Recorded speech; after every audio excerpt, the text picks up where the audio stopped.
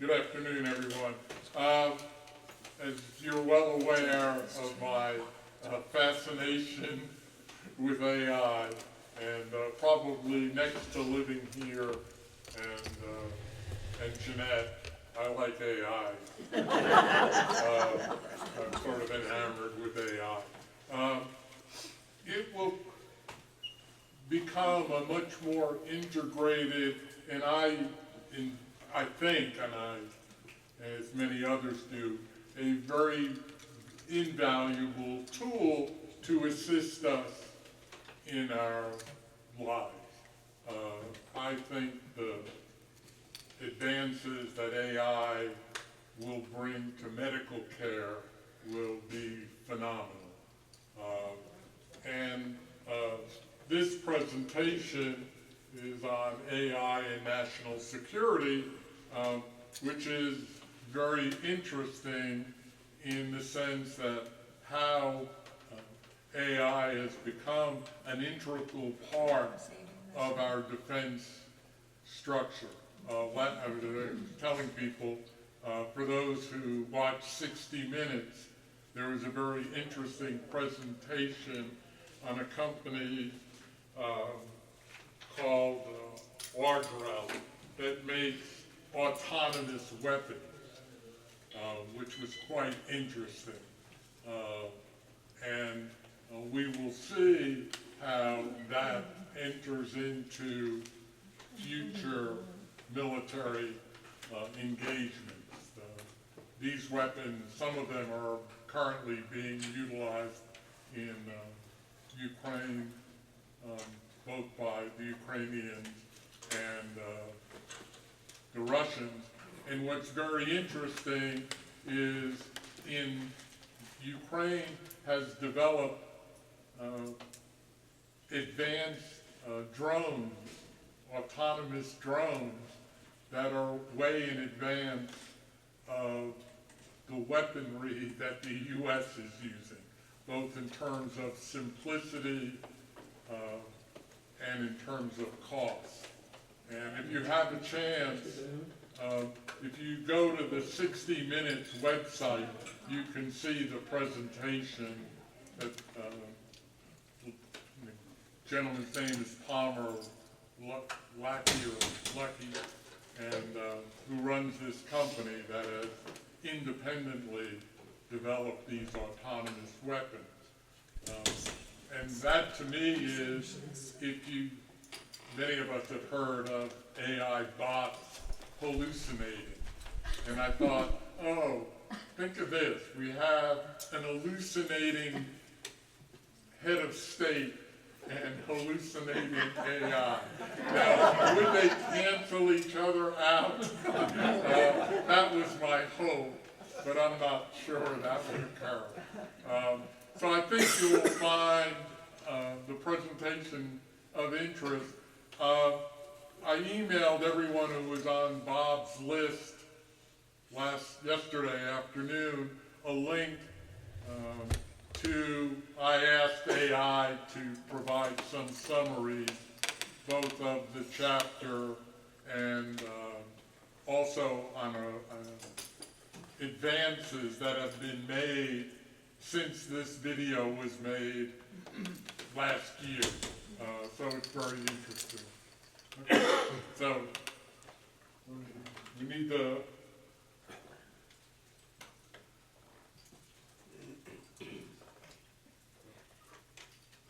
Welcome back, ladies and gentlemen, to the Great Decisions Masterclass.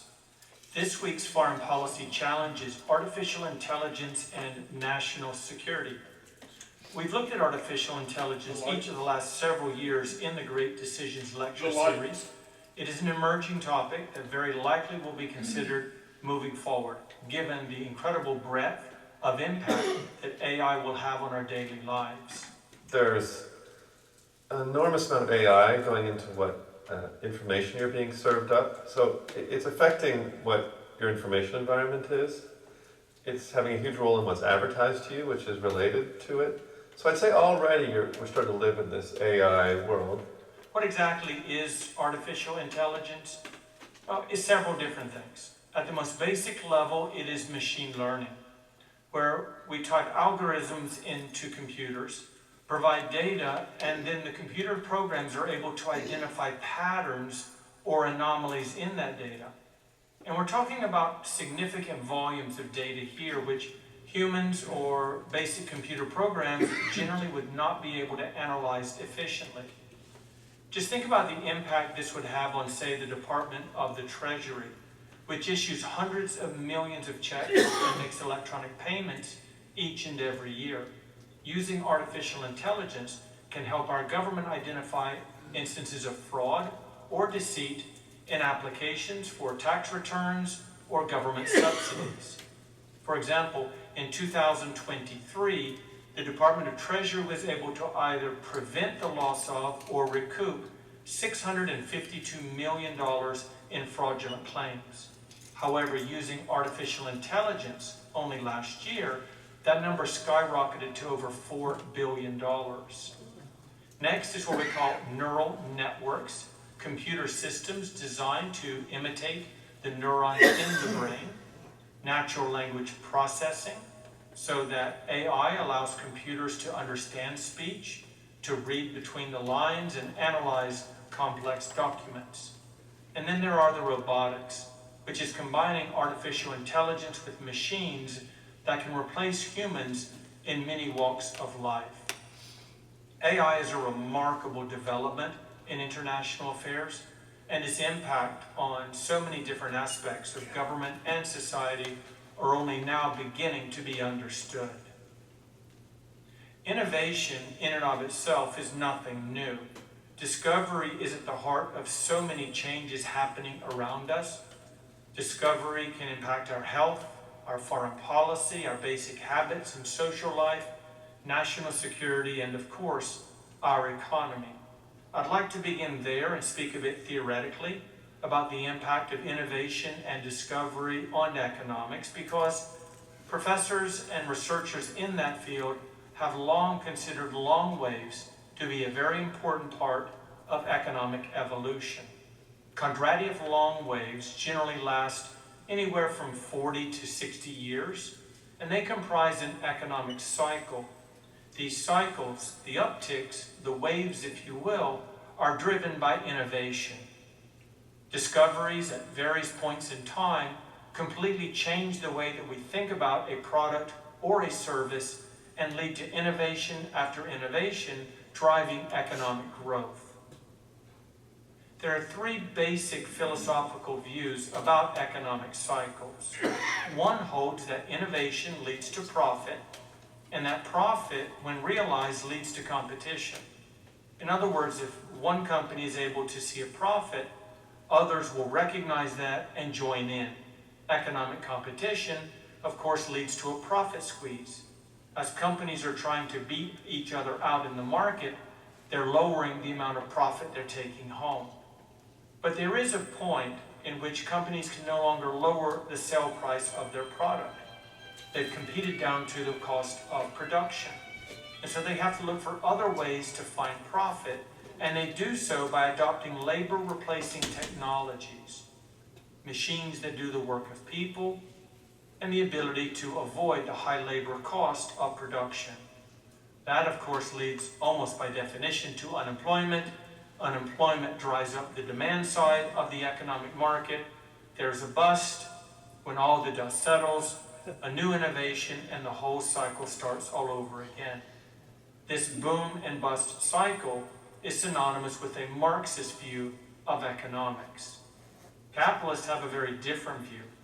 They acknowledge that discovery leads to profit and, of course, competition, but that competition leads to an incentive, not only to be able to deliver a product less expensively to market, but to find new markets, new production modes, and more innovation. And that, of course, leads to more workers, investors, and inventors, which, of course, is a thriving part of an economy.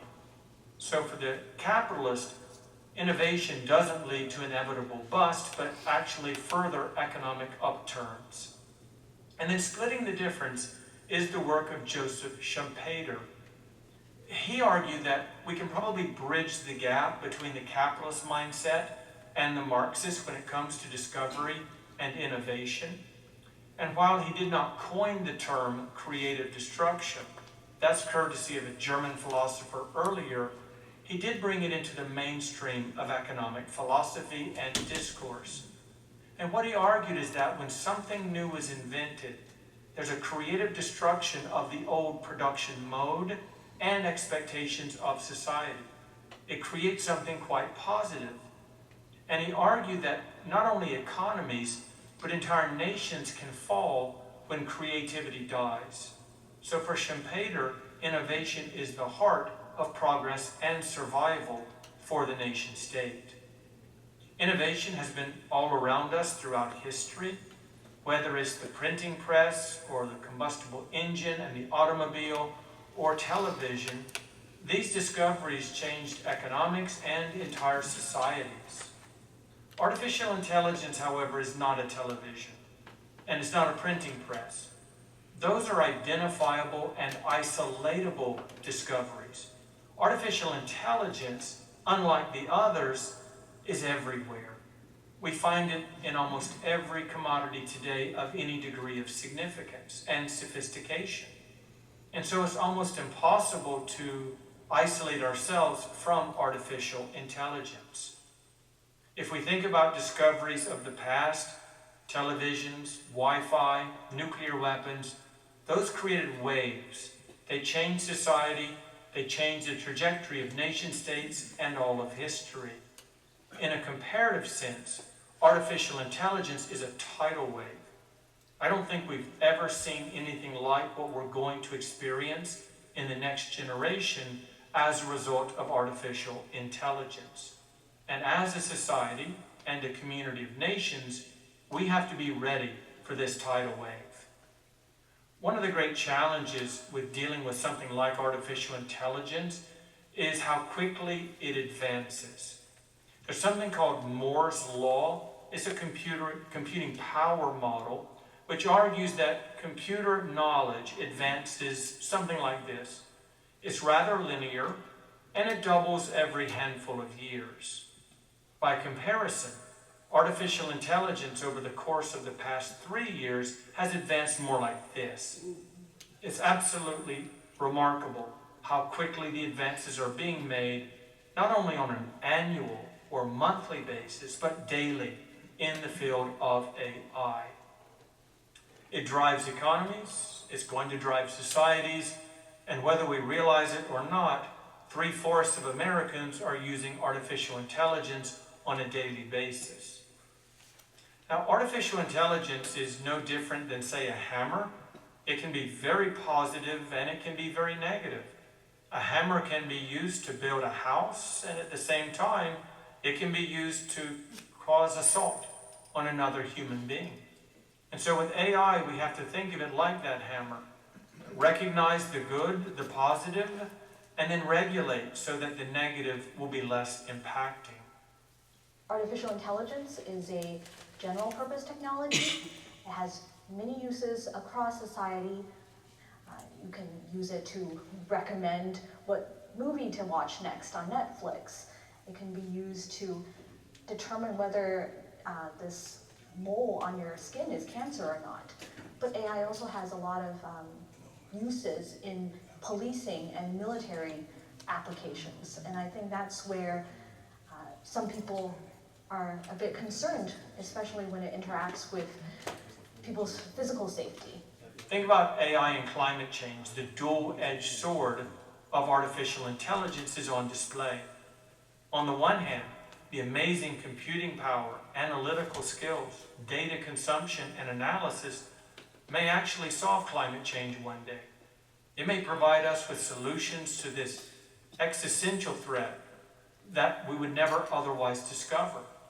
On a more mundane but no doubt impacting level, just imagine if artificial intelligence could be used to track the movement and the speed of every automobile on the roads, and then tie that into the proper timing of stoplights. Today, Americans waste about 97 hours a year just sitting in traffic. And that, of course, affects not only the economics of the country, but all of those idling cars unnecessarily waiting at a stoplight are emitting CO2. And there's also the health implications of sitting stationary for so long in the automobile. But at the same time, AI requires an enormous uptick in the amount of energy that powers it. And this creates a challenge for climates. 3 of the most energy-hungry endeavors in modern society today are cryptocurrency, data centers, and artificial intelligence. And we really have to factor in the energy dimension into our assessment and calculation in dealing with something like artificial intelligence. Look at the incredible increase in energy demand moving forward. Here we are today, 2025, and look what we'll be in only 5 years' time. We're talking about an almost 10-fold increase in the amount of energy needed for artificial intelligence to function. And we're already seeing this energy demand play out. Think about New York City, Manhattan, all of the people that live there, all of the electricity that is used. AI is going to need more than 1.5 times Manhattan's energy use each and every year. Constellation Energy is now restarting the 3 Mile Island nuclear plant, and they're doing it to sell the power to Microsoft for artificial intelligence. And no doubt, Microsoft is a really big actor in the area of AI, but it's not the only one. There are a lot of other corporations that are leaning very heavily into AI, and they're all going to need their own nuclear plants or other sources of new energy because of the demands of this software and this trend. In this lecture, I'd like to look briefly at the impact of AI in 4 different areas: the economy, our political order, the military, and American foreign policy. Beginning with the economy. We know that AI and robotics pose a very real threat to many existing jobs. This is just a natural occurrence because economies evolve with or without AI and robotics. So that when societies move from agrarian to industrial to post-industrial service and beyond, people's jobs will no longer be available. They'll have to find something else. But the question isn't really, will AI and robotics take jobs away? That's part of the calculation. But we also look at the jobs they will create. So we look at countries and their economies in 3 different categories. Advanced economies would be Canada, Western Europe, Japan, the United States. And we see that AI has the potential of replacing 30% of all jobs in advanced economies. But it can also replace that same number. So we see a rough balance here. This does not mean there will not be turbulence, because you lose that job in a coal mine or in a factory, you can't just overnight go to tech school and learn how to be a computer programmer. There will be displacement. It will affect communities, and politicians will be keen to take advantage of that politically or to try to address it and mediate the challenges that it presents. Emerging economies, say Brazil, 25% loss in labor, only a 15% replacement. So they're on the negative side. And then the low-income countries, the LDCs of the world, a slight advantage, losing 11, but anticipated to gain around 15%. If we chart this out, advanced economies, emerging economies, low-income countries, we can see that the advanced economies have the highest to lose and the highest to gain, while the LICs are on the other end of the spectrum. And what this probably means, and it is an emerging concern among economists, is that AI will likely drive further the income inequality between the wealthiest countries and the poorest. African countries importing robots even at a time when young people don't really have great job security or opportunities. Half, by some assessment, of Africa's jobs are at risk to be replaced by either AI or robotics. Looking at one country in particular, South Africa. Now, this is by far the most advanced and sophisticated economy on the African continent. It's projected to lose about 3.25 million jobs by the end of the current decade, yet because it is so advanced, It will gain roughly 4.5 million over that same period of time for an anticipated net increase of 1.2. That's very good news for South Africa. But for other countries on the continent, the trend line is negative. When we think about the necessity of AI, what it demands from society, it's not only energy, it's also computer chips. And we do know that the computer chip supply line runs largely through Asia. I'll show you that distribution in a moment. But what's clear is that the demand for chips is going to skyrocket even more, which is highly inflationary. Here you can see the production of computer chips worldwide. It is overwhelmingly dominated by China in particular. The mainland, Taiwan, and Hong Kong make up roughly half of the world's computer chip production. Expanding outward to other countries in Asia, and we're looking at the overwhelming majority. Somewhere in the neighborhood of 90% of all chips are manufactured in Asia. And of course, there's nothing wrong with that, having a concentrated production area, as long as those countries are willing to sell them on the global market, not create some sort of a cartel like OPEC did in the 1970s, or use those chip exports as leverage against our country. There's a lot of talk these days about dealing with immigration into the United States. Mr. Trump, now elected president of the U.S., and one of the main points of focus for his campaign and probably his presidency will be mass deportation of individuals.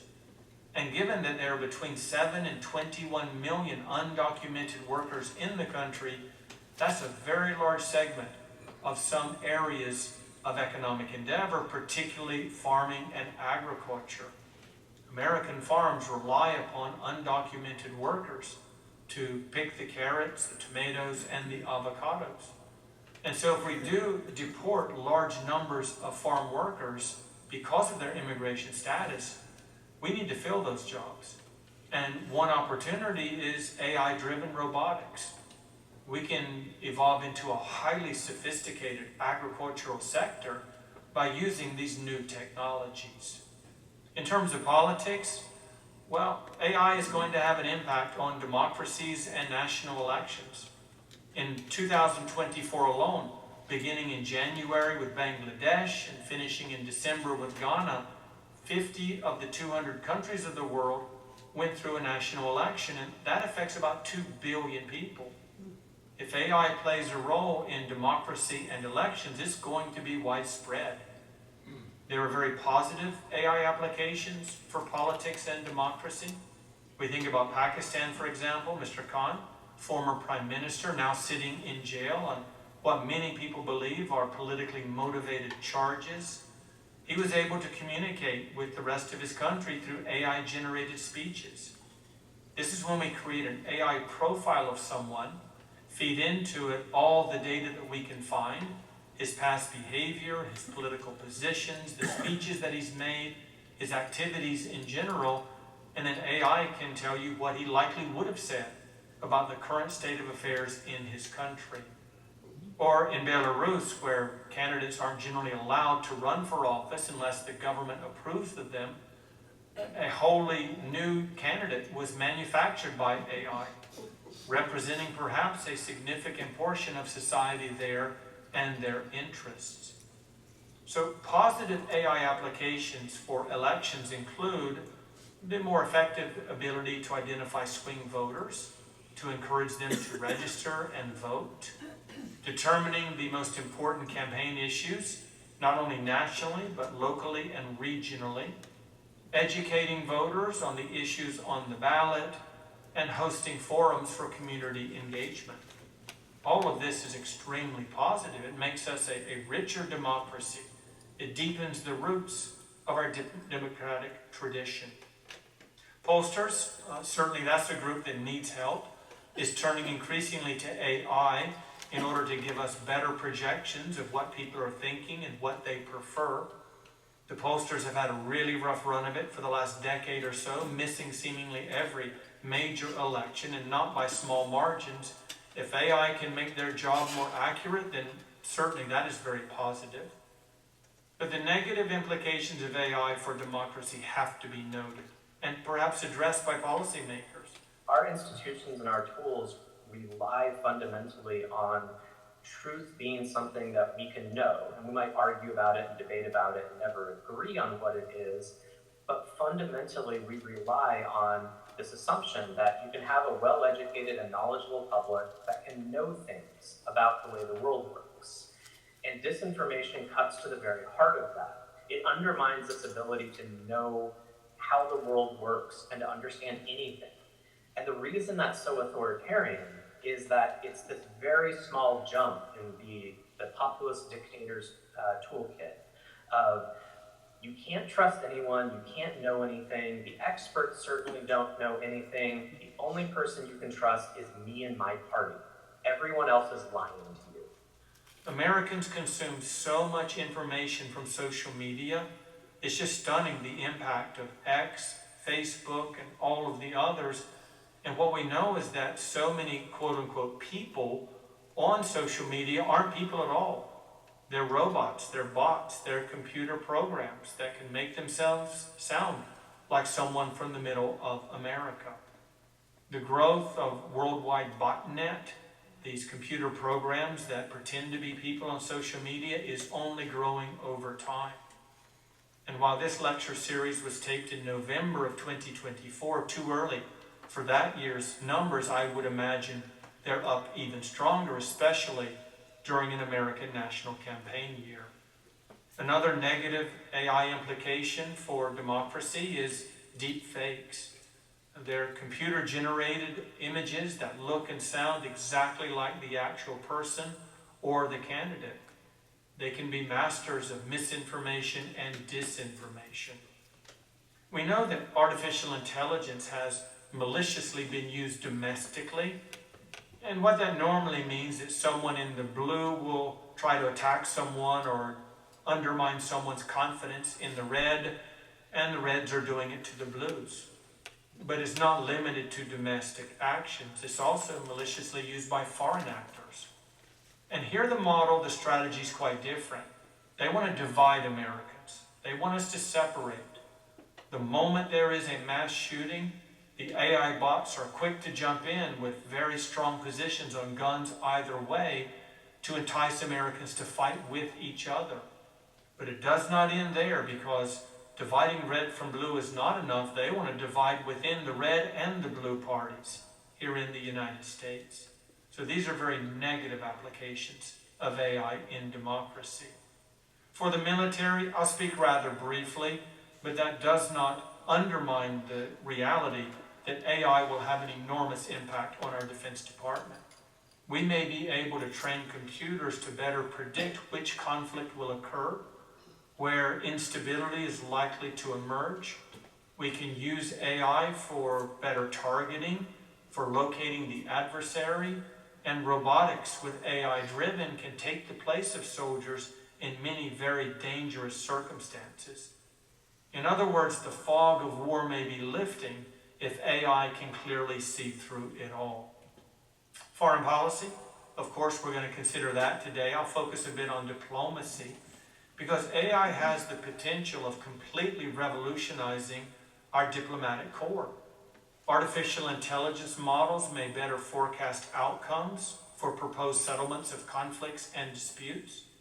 Diplomats would therefore be better equipped to engage in scenario planning for ending disputes among nations, and perhaps even propose more successful resolutions of disagreements among countries.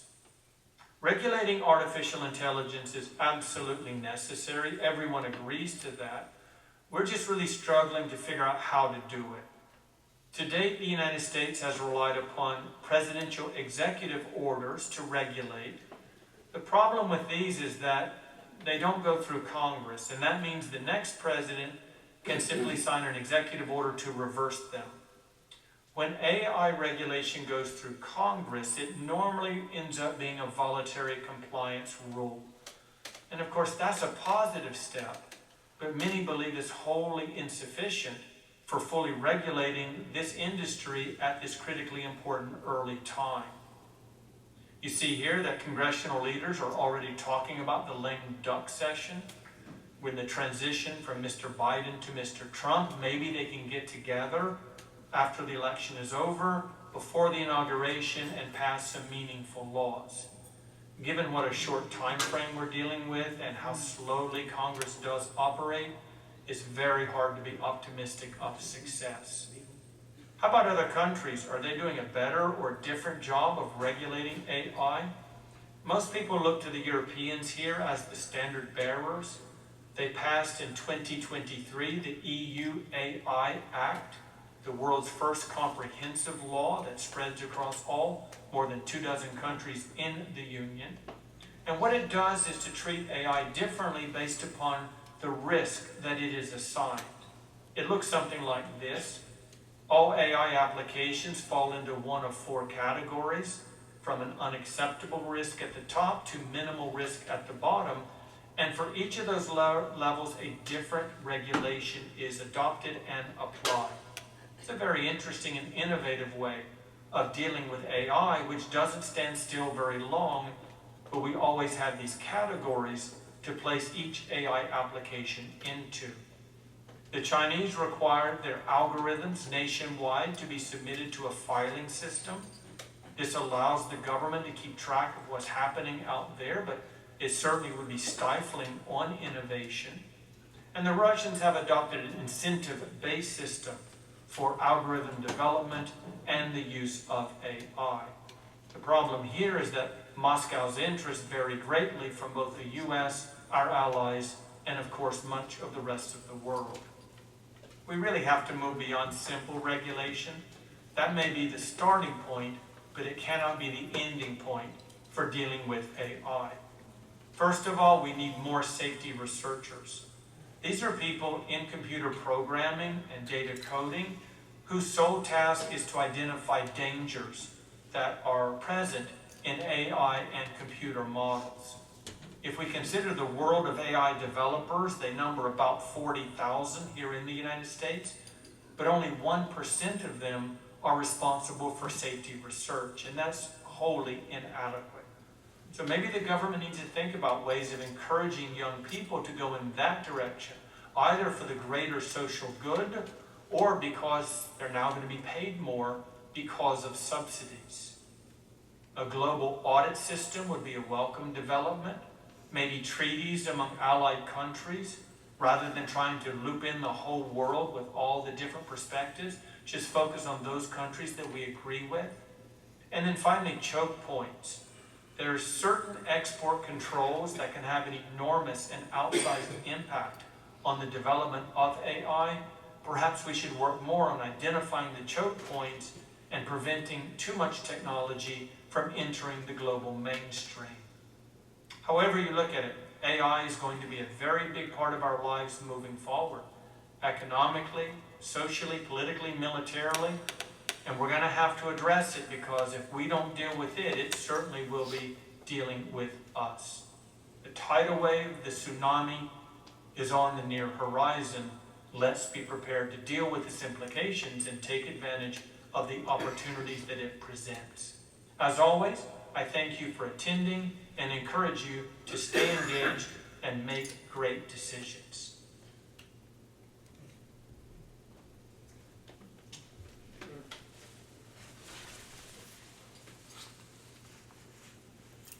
Would somebody turn the lights on, please?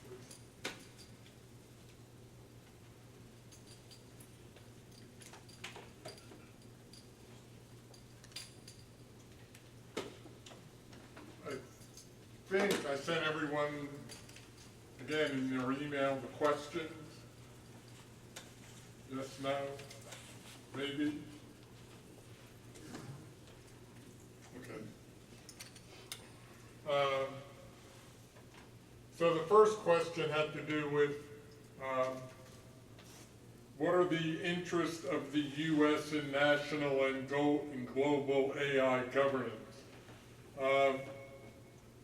There have been efforts, the EU has undertaken an effort to come up with rules governing AI in Europe. and I'm not sure if many of you recall, the EU also came up with rules on privacy that guarantee privacy for the residents or in the EU. Our country still has not developed a policy, a national policy on privacy. And we're still discussing AI, and probably will be from now until Mark Zuckerberg moves into here. That's a long way off. But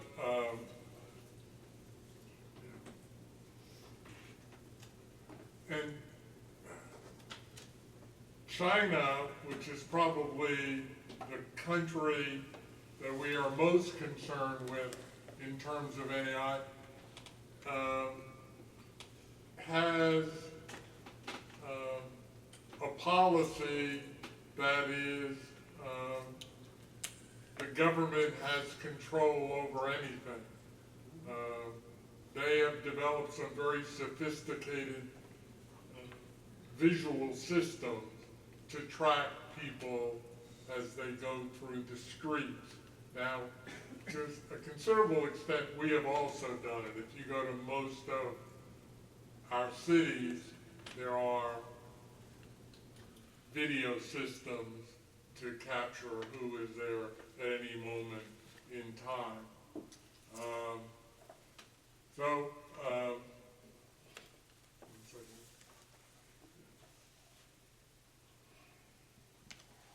So does anyone have any response in terms of what they've observed about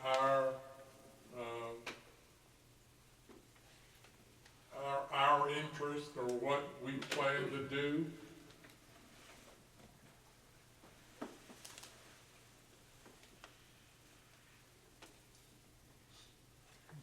Anyone? What is your concern with AI? Then let's go to that direction. All of the above. All of the above? Again, as I've said, I'm a big advocate of it. I think the benefits far outweigh the cost or concerns we might have. I do have concerns after watching the autonomous weapons. I think that will, that raised a great deal of fear. Roger? I handed out an article in a discussion group last week that appeared in the New York Times a few days earlier. And they coined the word hallucination. And 4 or 5 major companies are very concerned that AI is now fabricating and producing false information. And they call that hallucination. Now they'll probably change it. It's a full-page article. They'll probably find out how to deal with it. But if you're talking defense in your title, that would be disastrous. If in fact that's not somehow solved. And they said it's been a major blow. This is a week ago now that it appeared in the Times.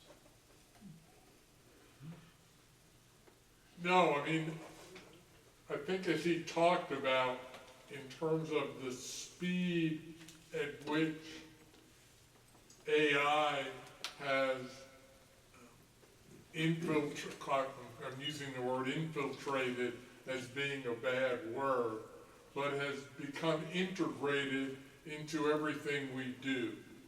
I was speaking with Jim Ray and I came across something when the Genome Project was first undertaken. It took years to analyze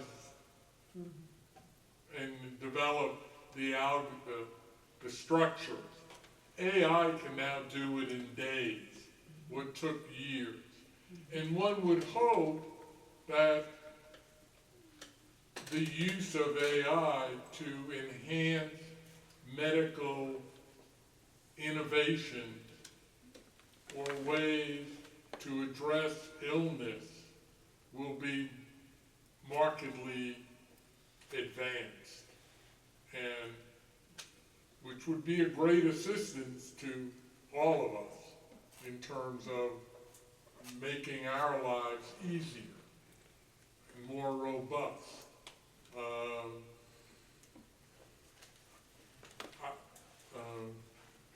You know, maybe there is a way that we could ask our portal, are there any scones available when we wake up in the morning?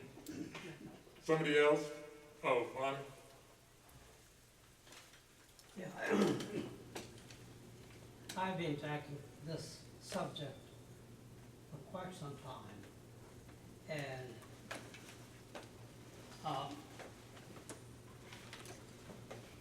and those people who are familiar with the Harari's books is addressing that also quite a bit in detail. And the problem that we have is that the technological development is growing at a very rapid rate, and the human development is growing at a very small rate. And even with the current capabilities of parts of the AI that we are already using, we are finding problems like that. And the question is going to be in the future, how are we going to manage the highly developed technology? Are we using it as a tool, in which case it's a really a great asset? Or is it going to take us over, okay? And in which case we don't know what the result is going to be. So there is the future is very uncertain and of great concerns that we as human beings would be unable to manage it. And that brings up an excellent point. There are, when I've spoken with people, there are a number of people, like when I taught in teaching economics, I'm a big advocate of using AI. I think my job is to enhance the delivery of knowledge to people. However, some of the school districts think that only things students will use it for is to cheat. And I find that very stupid. But they do that. What? They do that. Oh yeah, they do. Except the students are smart enough to overcome the restrictions placed on it. I taught a class, and the high school would not allow students access to ChatGPT on their phones or their Chromebooks. And so I said to them, oh, go to Perplexity, which I had just started using, and voila, there it appeared, and they could do whatever they were doing. So my thing is, we need to better educate people in terms of how to utilize this. And then what's sort of interesting is former President Biden put restrictions on NVIDIA's sale of their super chips. And last week, what did our president do in terms of selling or making available to almost every one of the Middle East countries, or at least those that were willing to give them a used 747, what was he willing to allow them to acquire for their new AI center? Pretty much anything and everything, Yes, anything they can pay for. yeah. And what was then so interesting, and again, as an economist, when the demand for something increases, what do you expect to happen to the price? And so NVIDIA then said, yes, we will be raising our price. I thought, oh yeah, whoever the president is, he passed principles of economics. You know, if demand increases, you raise the price.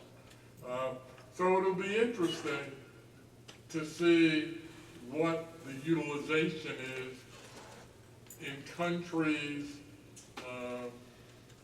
that have governing structures somewhat different than ours. And the other question becomes, how many of you have used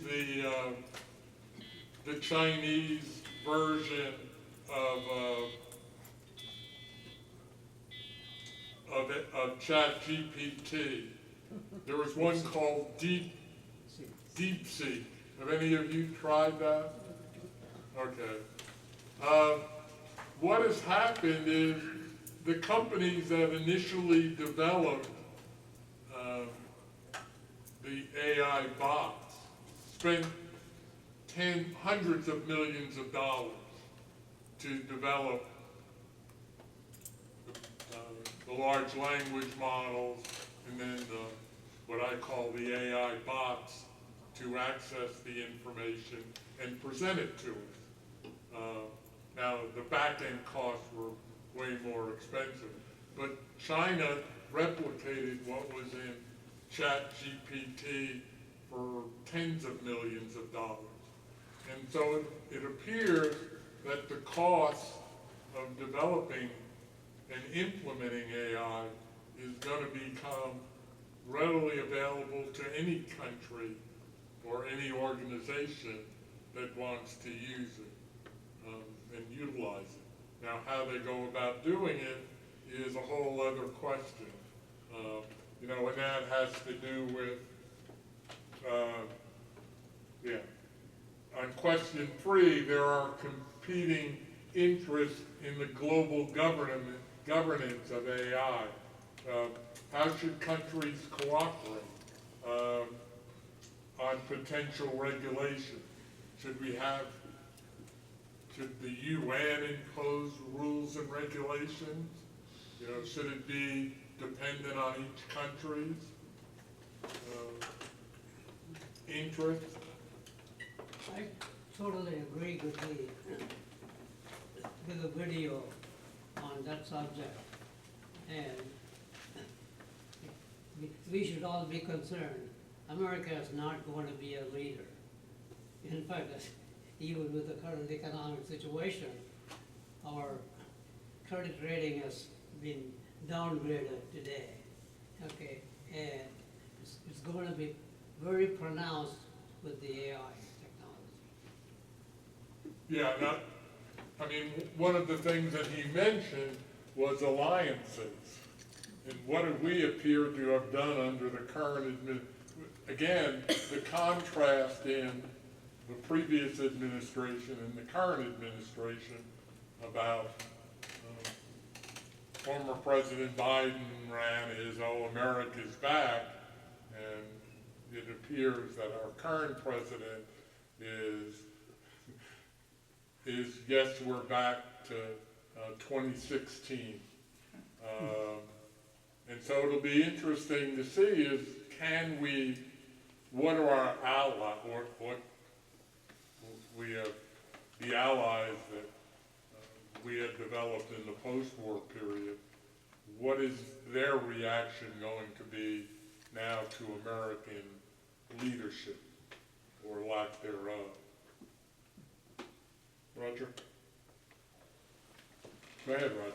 Yeah, artificial intelligence, from all I've read and experienced in the classroom with students, artificial intelligence sorts data very well, but it still leaves the question, is it true? You can amass vast amounts of data around a subject, but you also have to find out what is the truth and how do you apply it. Last week, 2 weeks ago, a study came out that in Texas, 40% of the adults read below a 7th grade level. And if that's going to be your constituency electing leadership, we have some challenges ahead, I think, if that's true. So it's not just how fast you put it together and how many sources you have. It's also, what does it mean? What's the real purpose behind things? You know, how many of us remember freshman orientation in college? Okay, in which the rules and regulations were laid out about what was appropriate, you know, and mooning your class was not appropriate. Okay? And various other activities. One of the things, at least I have advocated is, and I think it reinforces your point, is that we, educators, need to better prepare the incoming students that we will be educating in the future. One of the things that's very interesting to see is the growth of the actual non-Hispanic white population in our country is declining. Okay? We, the boomers, and those of us who were the previous, what was it called, the silent generation, okay, we are in decline, okay? The next generation, the forthcoming generation, that literally will be supporting us, okay, is either immigrants or the children of immigrants. And, you know, most of us were born to the children, many of us were born to the children of immigrants. Yeah. Okay, and we, and our parents, or for some of us, our grandparents, knew the value of education and promoted that within our households. That is not a universal attribute, okay, that we're seeing.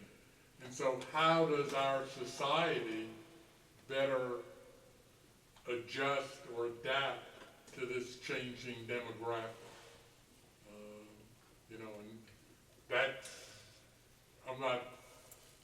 I don't have an answer, I wish I did, but all I know is somebody better be thinking of it. I've told my students I have a responsibility to educate them because they'll be supporting me. My Medicare and my Social Security check are dependent upon them. Okay, so we will see. The final question, and I hope, is what risk does AI pose both to personal security and our privacy? What concerns do you have about it? Robert? I will just quote or reference one of our residents, a very successful attorney, who received a call one day from a lawyer, said, "I'm sitting next to your son in jail. He's been indicted, and he would like to get out, and his bail is $40,000. So he said, "Well, would you like to talk to your son?" So we put the son on, and the son said, "Yes, Dad, I'm sorry about what I did. But yeah, I really would like to get out of the jail, so if you could come up with the bail money, I'd really appreciate it. Well, he was about ready to see if he could scrounge up $40,000 in cash real quickly.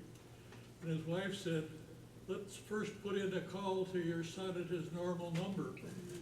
So they called him, and he answered the phone. They said, where are you? He said, I'm at home watching television. And the problem was that once you get somebody's voice, you can, I think as much as little 10 or 15 seconds of somebody's voice, you can synthesize it in a way that you can make a completely different person sound like that person. So the implications for security, it seems to me, are extremely severe in the hands of people who want to abuse it. That's a good point. I mean, speaking with somebody is a lot different than looking at an email saying, we're going to shut off your service for X, Y, and Z unless you click the link. I mean, that's, to me, has been trivial. All you have to do is look at the return email address, and in most cases, you just click delete. That's not to say that I once thought I was getting billed and called the 800 number and quickly pulled the plug on my computer. I was not that swift. So, but you're right. There will be issues that come up, and one is going to have to, it would appear to me that there will need to be protocols established about how to make sure that what is being called or what is being asked of you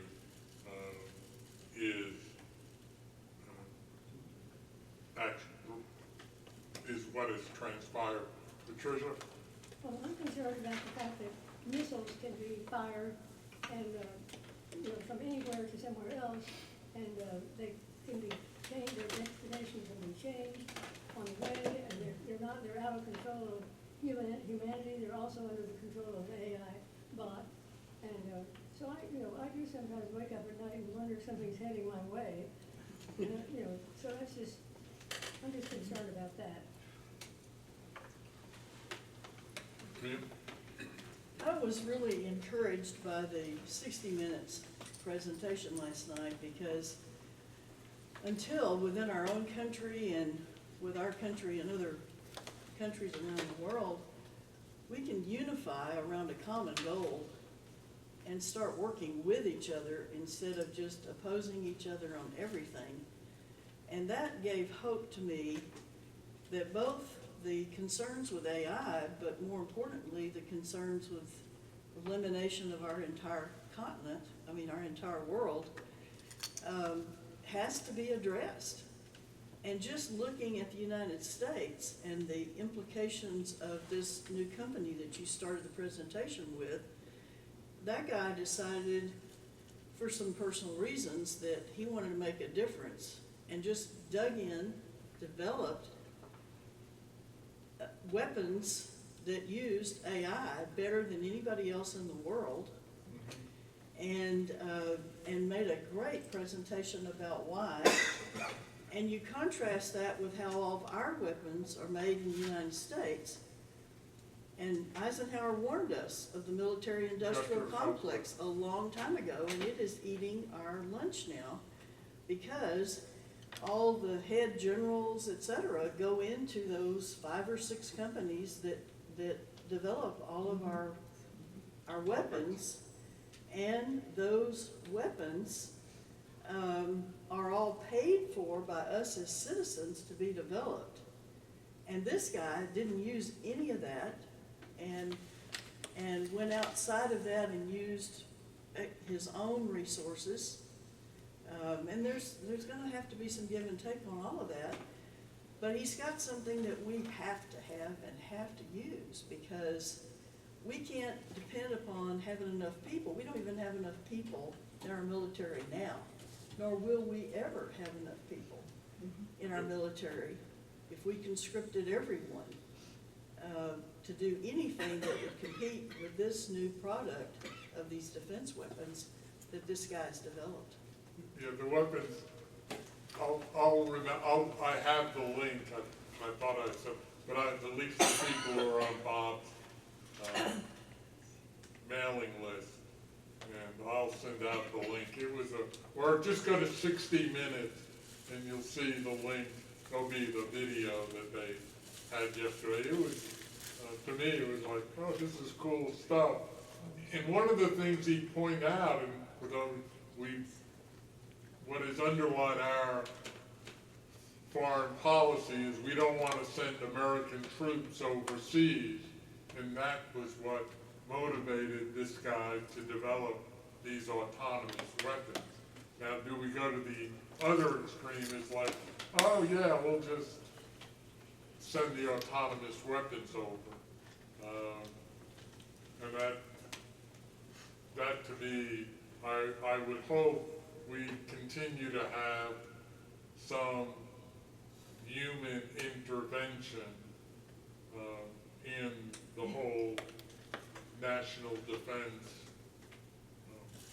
policies or posture that we decide to implement. Is that a hand up, Melanie? No. Any other?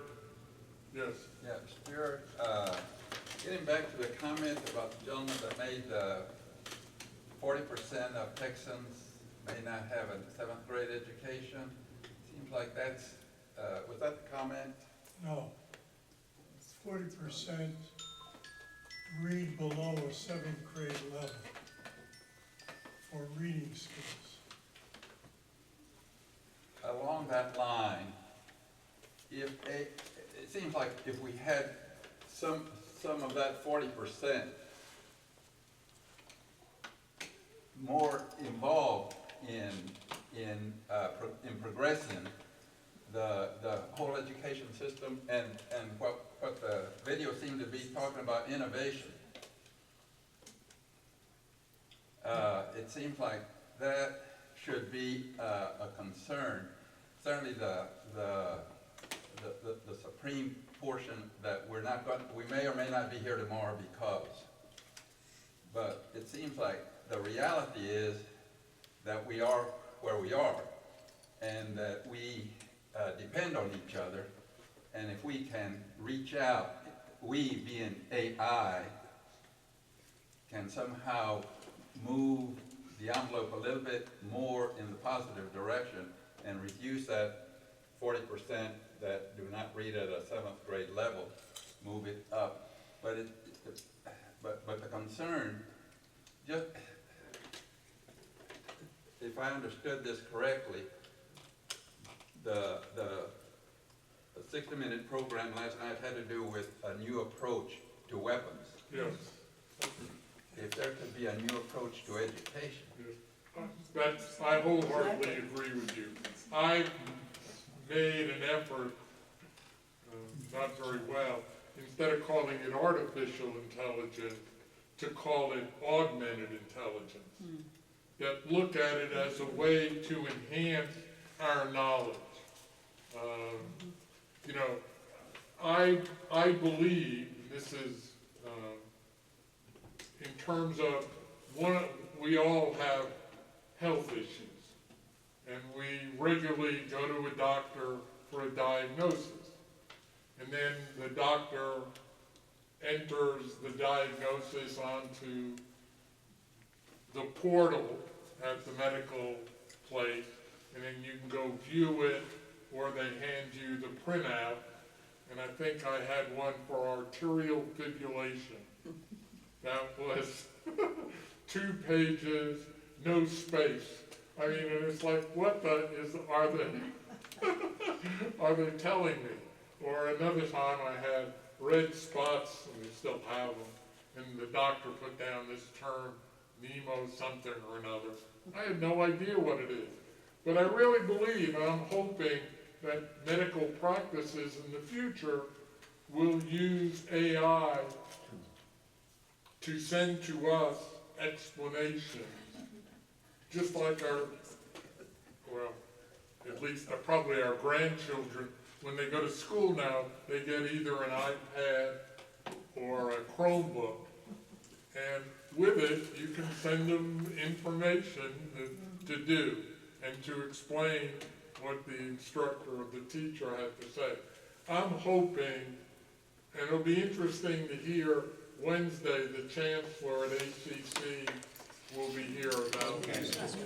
Oh, he canceled it? They're rescheduling. Okay. I'm sorry about that. He's a very innovative guy, but I agree with you wholeheartedly. We, the educators of the world, need to figure out and not look at AI as a replacement, but as a way to more efficiently and effectively tailor the delivery of knowledge to our students. So we will see what happens. Thank you. Well, thank you all. I appreciate your... Before we started the meeting, we took a poll whether we'd have a